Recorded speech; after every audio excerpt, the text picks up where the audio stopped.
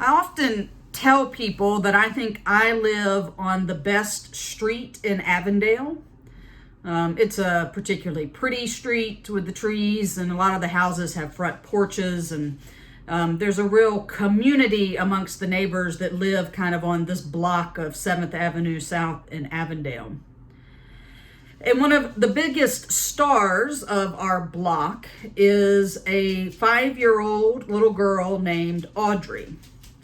She is quite precocious. She is learning to tell jokes and has even begun to sort of pick up the art of sarcasm. But she has a real love for her neighbors and loves to get attention from us. And we are very happy to sort of be spectators to the major milestones of Audrey's life.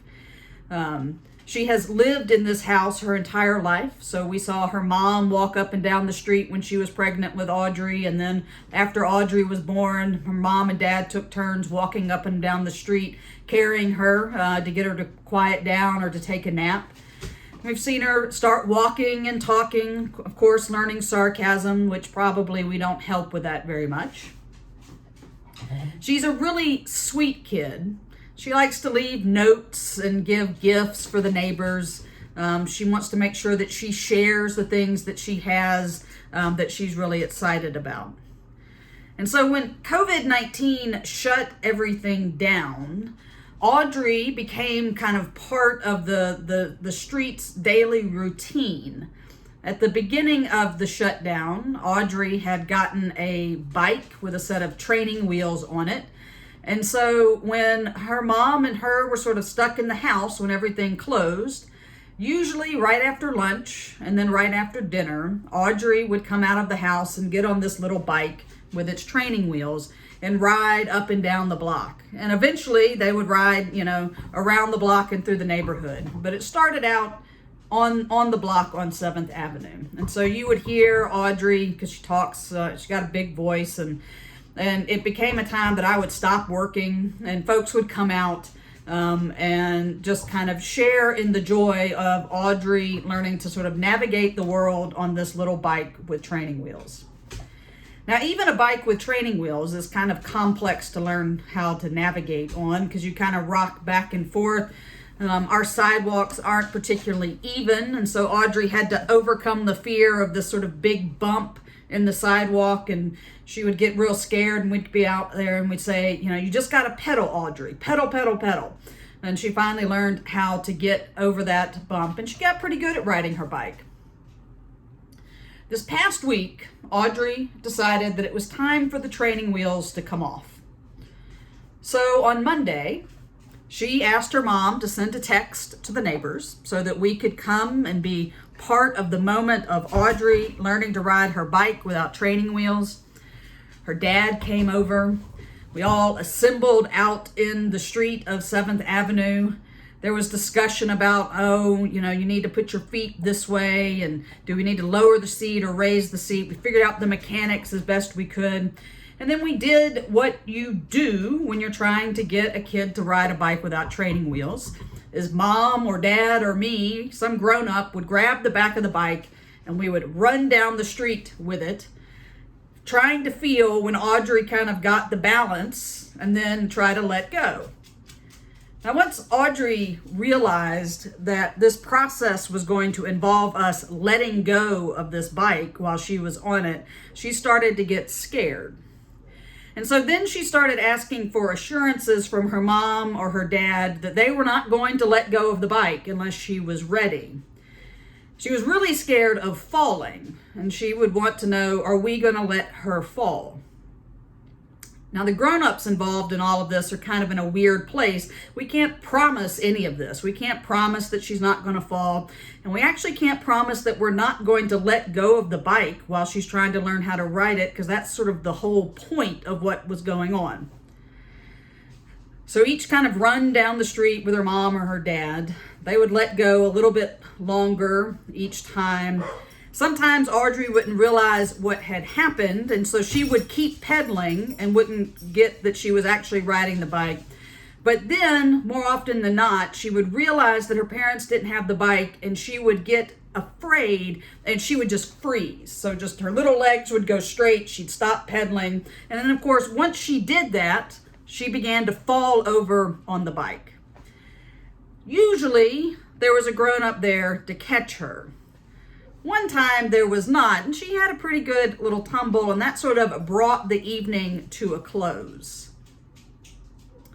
Fear is a very powerful thing, and for Audrey, the fear of falling or the fear of not succeeding at learning how to ride the bike literally caused her to freeze. And in that moment, the fear stopped her from doing the thing that she wanted to do. And watching Audrey sort of learn to navigate this two-wheeled bike, it made me think about when I was a little kid, probably a little bit older than her, learning how to ride a bike without training wheels. I remember that I really wanted the freedom to be able to ride around the neighborhood with the other kids that were all a bit older than me. And the only way that that was going to happen was for those training wheels to come off. I was scared of falling. I didn't have the elbow pads, knee pads, and helmet that Audrey came out equipped with on that Monday evening. Then you were lucky if you were just wearing tennis shoes. I also remember it being the first time that I felt like I had a clash of wills with my father. My dad got out there and did what you're supposed to do. He told me where to put my feet, what was supposed to happen sort of mechanically with all of this. And then I would not listen to him or would try to listen to him and not pull it off right. And so I wouldn't stay up on the bike and I would fall, and I got frustrated and my dad got frustrated. And at some point my dad just went in the house. And when I was left out there on my own, I did what kind of has to happen for a kid to learn a bike, is I just got on the bike and I rode it. I didn't know how to stop yet. I jumped off in my neighbor's front yard. From watching my neighbor and remembering when I learned how to ride a bike, I've decided that teaching kids how to ride bikes is really weird, right? It's weird for the kid, it's weird for the parent, weird for the grown-ups that are involved. Because you want to protect the child, but you know that the only way that they're going to learn to do this is to get through the fear of falling and to maybe even fall a couple of good times, but to get back up and do it again. It's sort of an inherently risky thing for a parent to decide to teach their child how to ride a bike without training wheels. And the moment that the training wheels come off, it sort of marks the beginning of what's going to become an increasingly more complex relationship between the parent and the child. You're giving the kid freedom. The kid's figuring out that what you say doesn't necessarily work, and they can figure out things for themselves. Sort of starts this, it's a downhill slide to being a teenager into a rebellious college student, right? And you as the parent start the ball rolling with it. Our readings today are filled with very complicated family relationships. And they're also filled with people that are afraid. Sarah is afraid that conflict might come up if Ishmael stays in the household with Abraham. God had promised that Isaac would be the son to inherit. And as long as Ishmael was in the picture, there's the potential that he could make a claim on Abraham's inheritance. Abraham is rightly bothered by Sarah's request to send his son away. Ishmael was the child that was born when it seemed like God's promises were going to go unfulfilled. Abraham's afraid of what's going to happen to Hagar and his son if he just turns them away and sends them off. He has to make this incomprehensible decision to hand his son over to God and to trust that God will do what God says, which is, I will take care of Ishmael and a great nation will come from him. Abraham has to make the choice of between being a father to Ishmael and providing for him, and being faithful to what God has said God will do. In the end, Abraham sends Ishmael and Hagar away. He gives them some bread and some water, but in doing that, he knows that he can't provide for them in the wilderness and that it will be up to God to make sure that they survive. It's this sort of reordering of life that we see in the story of Abraham and Hagar and Ishmael. This importance of trusting God over even our closest relationships, our best made plans, that Jesus is talking about when he says, "Do not think that I have come to bring peace to the earth. I have not come to bring peace, but a sword. For I have come to set a man against his father and a daughter against her mother." For a lot of people, these are really scary words to come out of Jesus's mouth. They don't necessarily make sense with what we like to think and understand Jesus's message to be. These words are part of Jesus's sending of the disciples, commissioning them to go out into the world and to preach that the kingdom of heaven has come near, to heal people, to cast out unclean spirits. He doesn't send them out well equipped. Right? They're not much more equipped than Hagar and Ishmael are. He tells them, don't take extra money, don't take extra clothes. He doesn't send them out with particularly catchy phrases that will convince people of what their message is. Instead, he sends them out into the world, and they must rely on God and on the communities in which they find themselves to offer hospitality.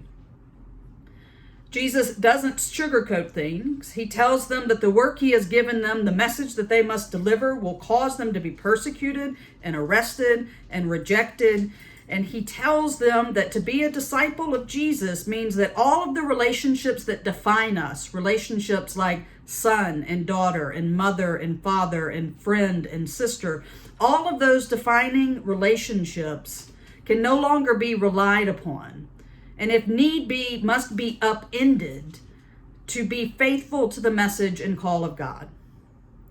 Jesus sent the disciples into a world that was built on power and wealth, a world in which the laws of the covenant that were supposed to establish relationship of God between him and his people had been abandoned or ignored, to where the poor and the widow were not cared for, and where both Rome and the temple thrived on injustice. And into that world, he sends out the disciples to say, go preach healing, cast out demons, challenge people to put God back into the center of their relationship, even if it means losing their family and their status and who they understand themselves to be. The trick is when you preach peace, healing, and abundance in a world of violence, death, and greed, the response is normally going to be fear and resistance from the powers of this world. But Jesus says, have no fear. They call me Beelzebul, the prince of hell. They're going to call you much worse, but have no fear. Jesus knows it's a dangerous world that he sends the disciples into, and he knows that it's a dangerous message that he gave them, but he sends them out and challenges them to have faith and rely on God to provide for them and to protect them. Today, as the followers of Jesus, we find ourselves again in a world that is gripped by fear, violence, and greed. And Jesus is still sending us out to bring healing and to cast out unclean spirits.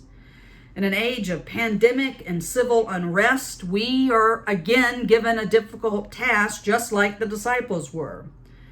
The church is called to again preach the kingdom of heaven.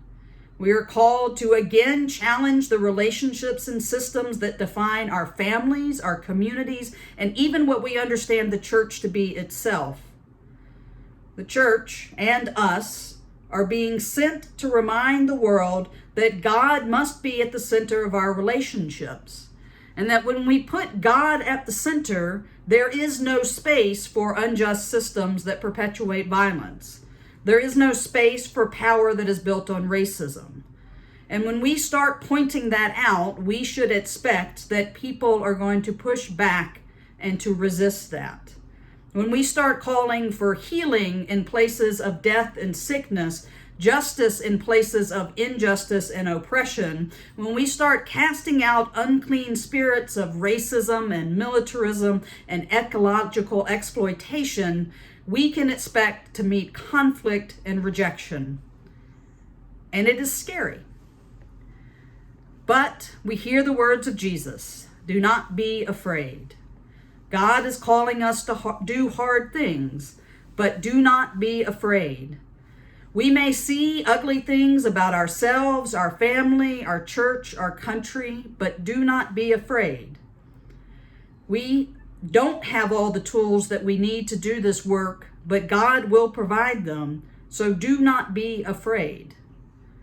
Do not be afraid, because the God that heard Ishmael and Hagar crying in the wilderness and provided them water and made a great nation, the God that knows when a sparrow falls to the ground, the God that knows the number of hairs on our head, that God cares for us even now when we are sent out into this dangerous world.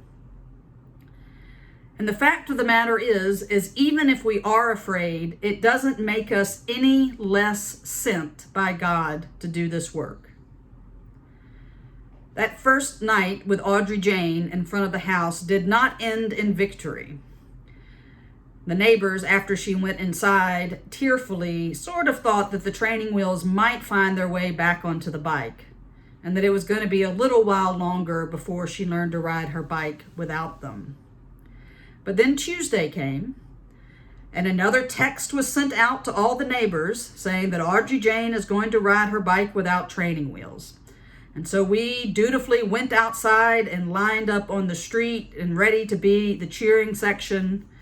And this time when her mom got her on the bike, Audrey didn't say, "Don't let go," but she did say, "Don't let go until I tell you to." And she said, "I'm scared of falling. Will you catch me?" And her mom said, "I can't promise that you won't fall, and I can't promise that I'll be able to catch you, because I'm going to have to let go for you to learn how to do this. But I do promise that me and all of these neighbors that you made me text to come out and stand in front of the house will be there to pick you up so that you can get back on the bike and try again." So Audrey gets on the bike, mom runs down the street. I don't think her mom actually waited for Audrey to say, "You can let go," but her mom could feel that tonight was different and Audrey had found her balance. And after a few times up and down the street, a couple of false starts, the next thing we know, the kid is riding the bike without training wheels. The fear that had frozen her to inaction the day before, she let go of and just kept pedaling. Just kept trying it again to where she could feel that freedom of actually being able to ride a bike on her own. So, do not be afraid. We are more valued than many sparrows by God, and God will provide for us. Amen.